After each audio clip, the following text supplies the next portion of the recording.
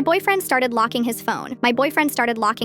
Out of nowhere, no explanation. One day we were watching a movie and his screen lit up, and when I tried to look, he flipped it face down. I didn't say anything at first because I didn't want to be that girlfriend, but then it kept happening. Always texting with his phone tilted away from me, getting weirdly jumpy when notifications came in. The password changed. Face ID was turned off. Once, I reached for his phone to check the time and he nearly jumped off the couch. I asked if something was going on. He laughed and said I was being paranoid, said he just wanted privacy and that we should be able to have our own space. Okay, fair. But then he started going out more, just grabbing drinks with coworkers, he'd say, or just hitting the gym. But when I offered to tag along or pick him up, he'd always say no. It's just a guy thing. You wouldn't want to come. That's when I stopped asking questions and started paying attention. I never snooped, but I didn't need to. His behavior spoke volumes. New cologne, extra showers, random receipts in his pockets. One day I found a movie ticket stub in his jeans from a night he told me he was working late. I looked up the movie. It was a romantic comedy, not exactly the boys' night pick. Another time, he came home freshly showered but still reeking of perfume that wasn't mine. But instead of confronting him, I came up with a plan. I started acting super chill, supportive even. Go have fun, I'd say. Take all the space you need. I started going out too. I made sure I looked amazing every time I left the house. I posted stories with my hair done, wearing lipstick he always said was too much, laughing with friends, holding drinks, tagging restaurants we never went to. He noticed. He started asking who I was with, what I was doing. I'd just smile and say, just grabbing drinks with coworkers. Word for word what he'd always told me. Then I got bold. I asked my guy friend Liam to help me stage a fake date just one night. We went to this cozy little wine bar in the city, sat close, took a few selfies.